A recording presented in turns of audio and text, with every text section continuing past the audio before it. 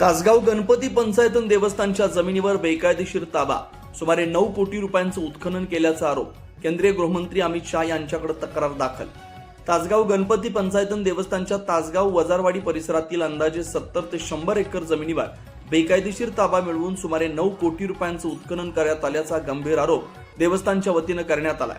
या प्रकरणी देवस्थानचे अध्यक्ष राजेंद्र पटवर्धन यांनी थेट केंद्रीय गृहमंत्री अमित शाह यांच्याकडे तक्रार दाखल केल्याची माहिती दिली आहे. देवस्थानच्या मालकीच्या जमिनीवर हनुमंत काका खरमाटे यांनी बेकायदेशीर ताबा मिळवून मोठ्या प्रमाणावर उत्खनन केल्याचा आरोप आहे. यापूर्वीही संबंधित प्रकरणाबाबत स्थानिक पातळीवर तक्रारी दाखल करण्यात आल्या होत्या, मात्र या तक्रारींची अद्याप दखल घेण्यात न आल्याचं देवस्थानच्या वतीनं सांगण्यात आलं. स्थानिक प्रशासनाकडून कोणतीही ठोस कारवाई न झाल्यानं अखेर हे प्रकरण केंद्रीय पातळीवर मांडण्याचा निर्णय घेतल्याचं देवस्थानच्या पदाधिकाऱ्यांनी स्पष्ट केलं. या प्रकरणाची सखोल चौकशी करून दोषींवर कठोर कारवाई करण्यात यावी अशी मागणी तक्रारीत करण्यात आली. या तक्रारीनंतर प्रशासन व तपास यंत्रणा कोणती भूमिका घेतात याकडे आता सर्वांचं लक्ष लागलंय. विशेष प्रतिनिधी तासगाव सांगली. नमस्कार, मी गणपती पंचायत देवस्थान तासगाव ट्रस्ट 883A सांगली चा अध्यक्ष या नात्याने एक निवेदन देऊ इच्छितो. ते असं आहे की आपल्या न्यासाची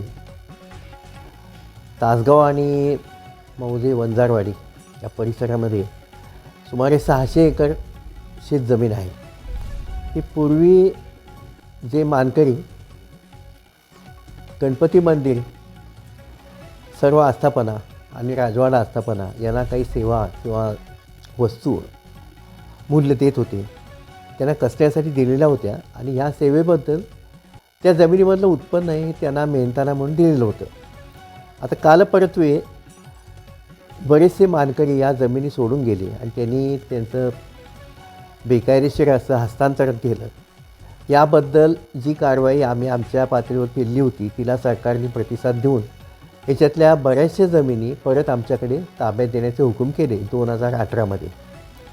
त्याच्यानंतर परिस्थिती अशी झाली की काही काळ हे कब्जे प्रत्यक्ष आमच्याकडे परत येण्यासाठी जी कारवाई आम्हाला करायला लागणार होती तो काल व्यतीत होत असताना हनुमंत काका खरमाटे नावाच्या एका तस्करांनी या सगळ्या परिस्थितीचा पूर्ण गैरफायदा घेतला आणि त्यांनी जे बेकायदा ताबेदार होते त्यांच्याकडून या जमिनी परस्पर त्यांना काही आमिष दाखवले असते नाही आपल्याला माहिती नाही, परंतु ताब्यात घेतल्या आणि आज सुमारे 70 ते 100 एकर जमीन हनुमंत काका खरमाटे याच्या ताब्यात आहे. याबद्दल आम्ही शासन प्रशासनाकडे खूप तक्रारी केल्या, परंतु अद्याप काही प्रतिसाद त्याला मिळालेला नाही आहे. म्हणून काल समक्षच या खरमाटेनी किती विध्वंस आणि कुठे कुठे केलेला आहे आमच्या जमिनीचा बघण्यासाठी मी स्वतः आमच्या काही देवस्थानच्या सहकाऱ्यांसह सर्वे नंबर 336 मौजे तासगाव हद्द या जमिनीमध्ये भेट द्यायला गेलो. तेव्हा जे दृश्य मी बघितलं तेव्हा मला धक्का बसला. हे म्हणजे अत्यंत सौम्यपणाचं विधान होईल.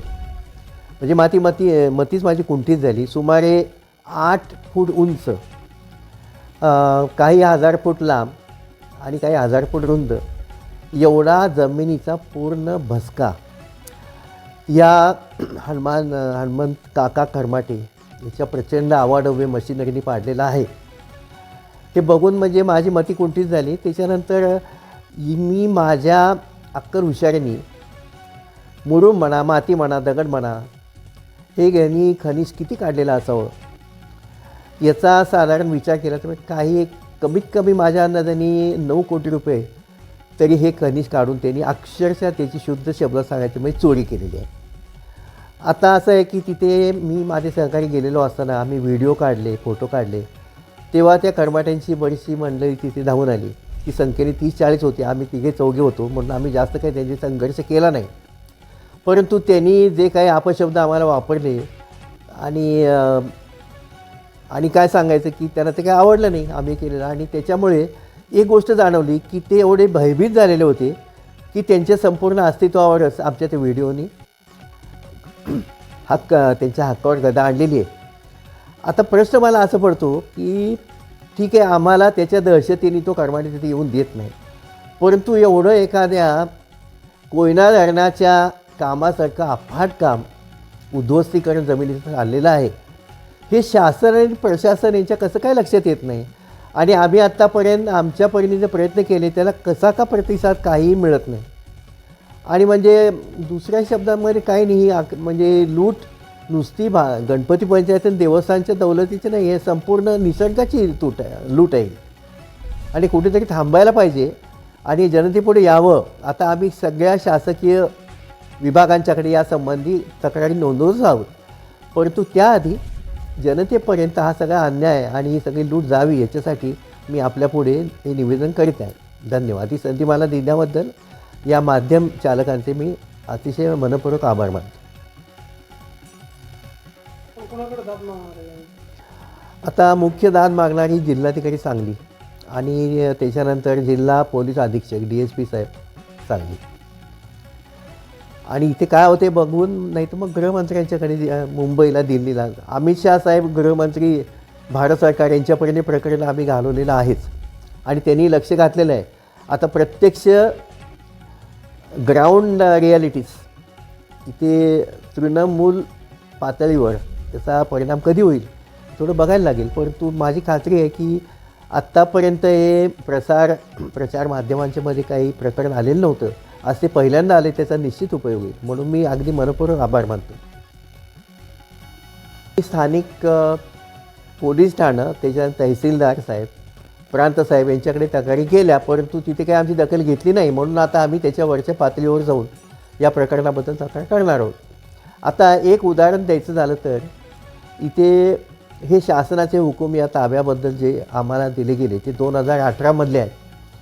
त्याच्यानंतर त्या हुकुमाचा परिणाम हा 7/12 उतार्यांच्यावर दाखवायचा होता, परंतु त्याबद्दल तत्कालीन तलाट्यांनी पूर्ण चालढकल केली आणि काही काही ठिकाणी जी नावं इतर हक्कामध्ये घालावी असे हुकूम होते तिथे आमच्या विश्वासांची नावंसुद्धा त्यांनी इतर हक्कामध्ये घालून आणि प्रत्येक ठिकाणी आम्हाला हे 7/12 हे हुकूम अंमलात आणताना अशा मुद्दामून काही अडचणी निर्माण केल्या गेल्या. समाजशुद्ध आणि महसूल खात्याचा याच्यामधला जो रोल आहे, जी भूमिका आहे ती काही फारशी चांगली नाही आहे. तरीसुद्धा खूप या तक्रारी केल्यानंतर मी म्हणतो निम्मे आता 7/12 उतारे हे त्या हुकमांचे निदर्शक झालेले आहेत. फक्त अजून निम्मं काम सुद्धा थोडं काम नाही आहे आणि त्याच्यासाठी आता जास्त उच्च पातळीवर आम्ही जाऊन नक्की आम्ही दाद मागू. ज्या वेळेला हनुमान काका खरमाटे या व्यक्तीशी पहिला संघर्ष माझा व्यक्तीचा झाला तेव्हा त्याच्यासंबंधी तक्रार नोंदवायला मी इथे स्थानिक पोलीस स्टेशनमध्ये गेलो. तेव्हा शेवाळे साहेबांनी ते त्यावेळेला पोलीस निरीक्षक शेवाळे साहेब होते, त्यांनी माझं म्हणणं सगळं ऐकून घेतलं आणि दुसऱ्या दिवशी मला बोलवलं, परंतु खरमाटेच्या नावाने जरूर त्यांनी नॉन कॉग्निझेबल ऑफेन्स नोंदवून एक NC दाखल केली. तर मी म्हटलं की NCपेक्षा तुम्ही नॉन कॉग्निझेबल का, अदखलपात्र का, दखलपात्र गुन्हा आहे. म्हणजे त्यांनी धमकी दिली, प्रत्यक्ष शिवीगाळ केली, लूट केली, पण नाही म्हणजे की एकूण ही भूमिका अशी आहे की अदखलपात्र म्हणून तक्रार नोंदवली की आमचं तोंडाला पानं पुसली, पुढे 2-3 महिने गेले आणि पुन्हा तुम्हीच कोर्टामध्ये यावर जाऊ शकता. म्हणजे असं आहे की ज्या त्या वेळेला जी क्रिया व्हायला पाहिजे, ॲक्शन व्हायला पाहिजे ती होत नाही आणि NC दाखल होणं हे म्हणजे फक्त आमचे समाधान करण्याचं लक्षण आहे, प्रत्यक्ष कार्यवाही याच्यामध्ये काय होत नाही. आणि मी सांगतो की ही जी सगळी तलाठ्यांनी थोडी दिरंगाई चालढकल केली त्यावेळेला तासगावला पतंगराव माने नावाची तलाठी होती आणि आता दुसरी त्यांनी आगळीक अशी केली की जी कुळं ज्यांना 88 मतं आहेत, कुठले हक्क नव्हते, त्यांची नोंद करताना विश्वस्त आणि कुळ यांची सामायिक मालकी आणि सामायिक ताबा असं त्यांनी दाखवलं. ते मी त्यांना विचारलं आहे असं का, तर म्हणे कॉम्प्युटरमध्ये अशी तरतूद नाही आहे की नावं कशी नोंदवायची. म्हणजे लालू प्रसादच्या सुद्धा कारकिर्दीमध्ये असं झालं नाही की कुठलाही अर्ज कुळाचा नसताना कुळाला निम्म मालक केलं गेलं.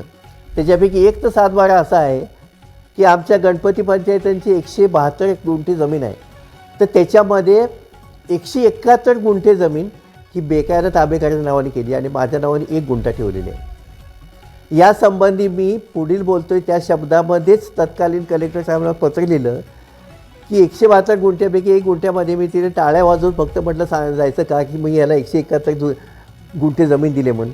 त्या 7-12बद्दल मात्र नंतर यातल्या कार्यवाही झाली असं मी ऐकतोय.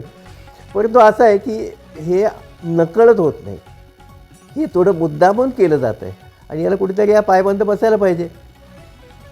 आणि त्याची सुरुवात, त्याचा प्रारंभ हनुमान काका खरमाटे ह्या व्यक्तीच्या विरुद्धच्या कारवाईपासून व्हावा अशी माझी इच्छा आहे. कारण ह्या व्यक्तीच्या आत दडणारी 100 माणसं आहेत. तिथे आम्ही गेलो तर म्हणून ती सगळी जमीन माझीच आहे, तुमचा काय संबंध आहे? बघा तुमच्या सगळ्या लोकांना मी विकत घेतले, ते कोणी तुमच्या बाजूने येतील का? असं जर आहे तर जो मोर्चा आहे त्याच्यावर तर तुम्ही करा ना काहीतरी. ती साक्ष द्यायला, तक्रार द्यायला कुठेही यायला तयार आहे.